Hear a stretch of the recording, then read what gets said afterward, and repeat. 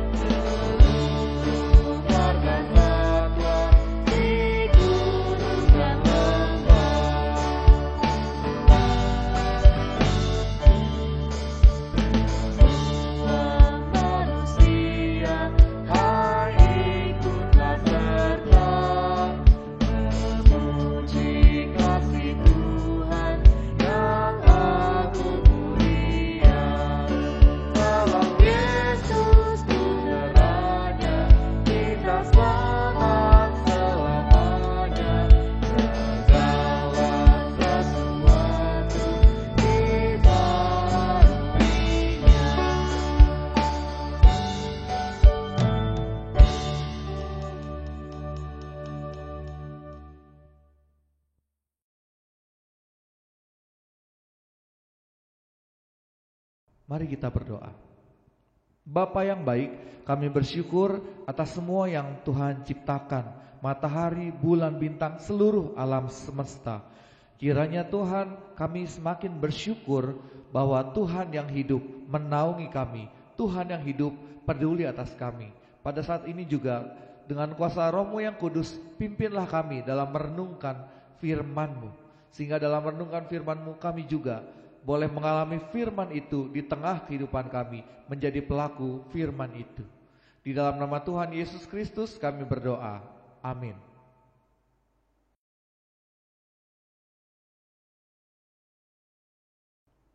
Marilah teman-teman yang dikasihi Tuhan, kita membaca firman Tuhan dari 1 Tesalonika 5 ayat 18. Mengucap syukurlah dalam segala hal, sebab itulah yang dikehendaki Allah di dalam Kristus Yesus bagi kamu.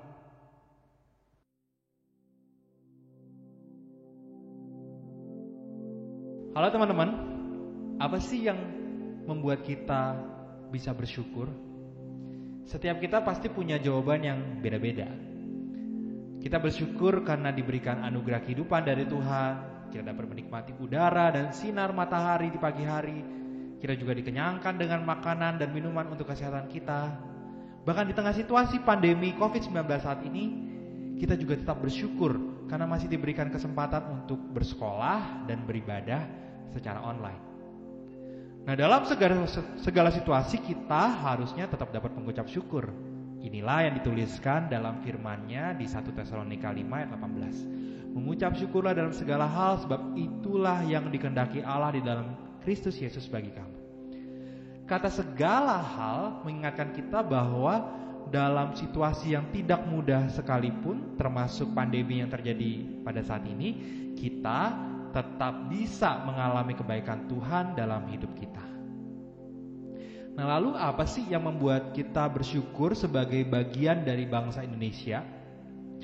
Enggak sedikit yang menjawab kita bersyukur karena keberagaman dan kekayaan alam yang ada di tengah negeri ini.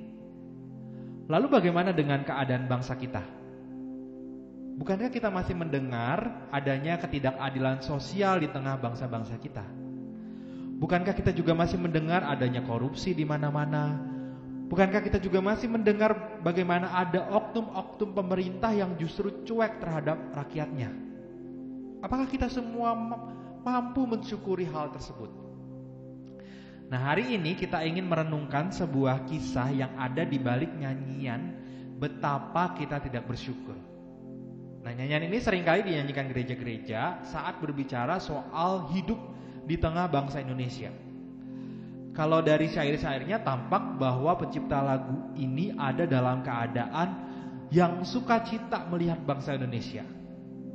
Namun ternyata kisahnya berbeda dari apa yang kita bayangkan. Gimana sih kisahnya? Nah, lagu betapa kita tidak bersyukur ini terdapat dalam buku Kidung Jemaat nomor 337. Liriknya sangat sederhana, namun syarat dengan makna. Secara khusus, rasa syukur atas berkat dan karunia Tuhan, yaitu keindahan alam negeri Indonesia.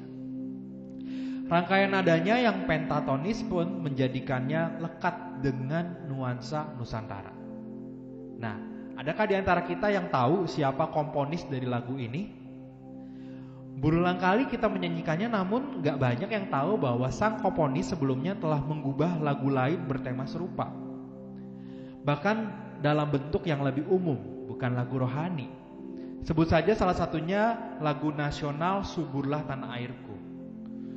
Bahkan yang lebih gak terduga adalah fakta di mana komponis ini juga mengubah lagu ideologis Nasakom Bersatu yang sangat terlarang selepas naiknya pemerintahan Orde Baru. Nah, siapa komponis yang dimaksud? Namanya adalah Subronto Kusumo Atmojo. Ia adalah seorang musikus yang dipuji oleh banyak seniman lainnya karena mahir dalam musik gaya Eropa. Namun, dia sangat peduli pada perkembangan musik khas Nusantara. Sepanjang karirnya di bidang musik, Subronto telah menciptakan setidaknya 20 nyanyian tunggal dengan iringan piano, 15 lagu paduan suara, 25 lagu gereja, 3 kantata dan oratoria, sebuah musik untuk sendera tari, puluhan aransemen musik, dan juga sejumlah mars yang kita nggak pernah dengar lagi. Nah, bagaimana kisah hidup Subronto ini? Subronto lahir di Margotuhu, Kecamatan Tayu, Kabupaten Pati, pada tanggal 12 Oktober 1929. Dia dilahirkan bukan sebagai seorang Kristen. Ia baru mengenal gereja pada saat SMA. Itu pun bukan karena pengajaran atau ibadahnya. Ia mengenal gereja karena tertarik untuk ikut paduan suara. Walau dirinya bukan Kristen, dia menjadi salah satu peserta paduan suara yang paling antusias. Nah, tampaknya inilah yang menjadi titik awal Subronto terlibat dalam dunia musik. Ia pun mulai mengubah beberapa nyanyian, termasuk nyanyian Nasakom Bersatu atas pesanan pemerintah Soekarno. Pada saat itu, pada tahun 1962, ia berangkat ke Jerman Timur untuk belajar paduan suara dan komposisi di sekolah musik Hans Eisler, lulus dengan predikat cum laude. Subronto setelah itu memutuskan untuk pulang ke tanah air di tahun 1965. Namun malang, pada saat itu pemerintah sedang gencar menumpas orang-orang yang dianggap sebagai pengikut komunis. Oleh karena Subronto dianggap sebagai salah satu pengikut komunis karena ia mengubah nyanyian Nasakom Bersatu. Begitu sampai di tanah air, ia langsung ditangkap dan dijadikan tahanan politik. Sempat dilepaskan, namun kemudian ditangkap lagi hingga pada tahun 1970 ia dikirim ke Inrehab di Pulau Buru. Hampir selama 8 tahun ia menghabiskan waktu di Pulau Buru sebagai tahanan politik. Di sana ia menghabiskan waktu untuk refleksi dan menghayati sisi religiusitasnya. Pada tahun 1971 ia dibaptis untuk menjadi pengikut Kristus tanpa banyak orang yang tahu. Dalam kesaksiannya, Subronto mengaku bahwa ia semakin menemukan jalan mengikut Kristus melalui apa yang ia alami selama berada di dalam tahanan. Hingga akhirnya pada Desember 1977 ia dilepaskan dan kembali ke Jakarta. Nah, setelah kembali ke Jakarta, itu tidak mudah baginya untuk mendapatkan pekerjaan. Sebagai mantan tahanan politik, namanya ditandai secara khusus karena dianggap sebagai pengkhianat negara. Banyak tempat yang menolaknya untuk bekerja. Untungnya BPK Gunung Mulia memanggil dirinya untuk bekerja di sana dan menjadi editor buku-buku Yayasan Musik Gereja atau yang akrab disingkat sebagai Yamuger. Yamuger menerbitkan beberapa buku nyanyian yang hingga saat ini digunakan oleh gereja-gereja di Indonesia. Lagu Betapa Kita Tidak Bersyukur itu salah satu lagu dalam Kidung Jemaat terbitan Yamuger. Diciptakan selepas 2 tahun dibebaskan dari Pulau Buru. Sebagai bentuk syukur karena diberi kesempatan menghirup lagi kayanya alam negeri ini.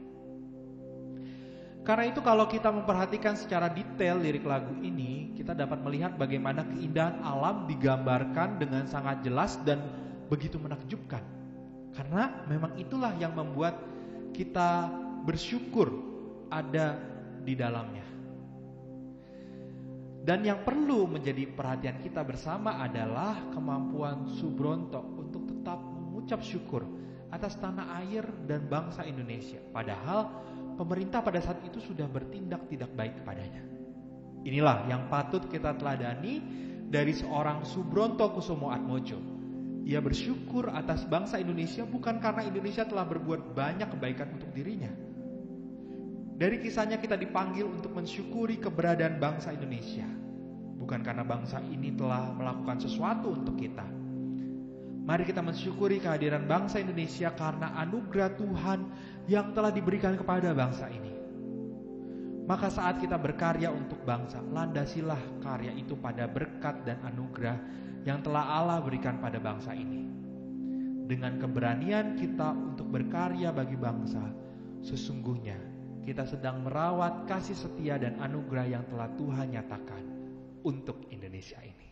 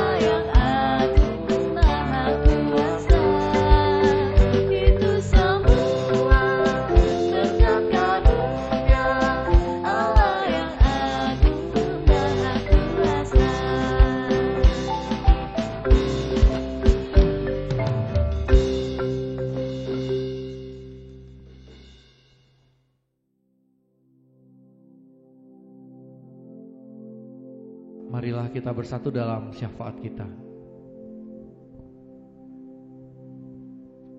Ya Bapa, kami mau bersyukur atas anugerah keindahan alam ciptaan Tuhan di bumi Indonesia ini. ketika kami melihat banyak hal tentang Indonesia ini, ajarlah kami untuk melihat betapa Tuhan memberikan keindahan yang luar biasa bagi alam Indonesia ini. Ajarlah kami semua untuk merawat, menjaga, memelihara, dan terutama mensyukuri alam yang Tuhan berikan bagi kami ini. Kami juga mau berdoa Tuhan bagi pemerintahan agar dapat mengelola apa yang ada di dalam negeri kami ini dalam hikmat dan kebijaksanaan Tuhan. Biarlah segala cagar alam, segala hutan, dan segala kebudayaan yang ada di Indonesia ini boleh terjaga dengan baik. Bapa, kami juga mau berdoa bagi seluruh umat manusia agar dapat menjaga alam ciptaan Tuhan dengan baik. Apapun yang menjadi tantangan, apapun yang menjadi keinginan-keinginan yang terkadang bertolak belakang dengan kesuburan dan penghijauan, kiranya Tuhan mampukan kami, umat manusia, menjaga alam ini. Bapa, kami juga mau berdoa bagi aktivitas belajar dan mengajar di sekolah dalam masa new normal, agar guru dan siswa dapat beradaptasi dan diberi kesiapan dalam memasukinya. Kami berdoa bagi mereka, kiranya Tuhan memberikan kekuatan di masa-masa ini, masa yang di depan kami tidak mengetahuinya, namun semuanya kami serahkan di dalam tangan penyertaan Tuhan. Di dalam nama Tuhan Yesus Kristus kami berdoa. Amin.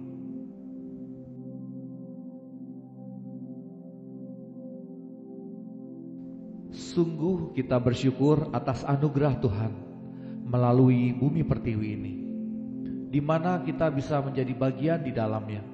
Kita juga patut bersyukur karena di dalam segala peristiwa, baik suka maupun duka, kita meyakini bahwa Tuhan selalu beserta. Karena itu marilah kita nyatakan syukur kita dengan keberanian untuk berkarya bagi bangsa Indonesia. Sebab di sanalah Tuhan mengutus kita di dalam dunia.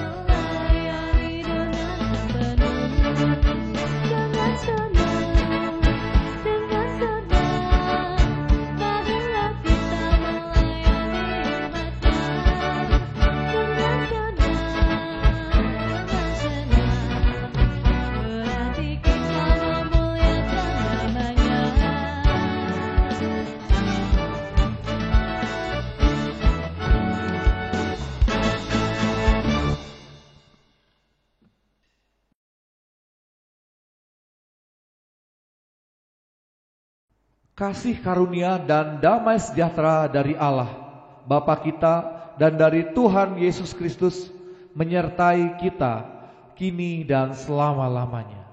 Haleluya.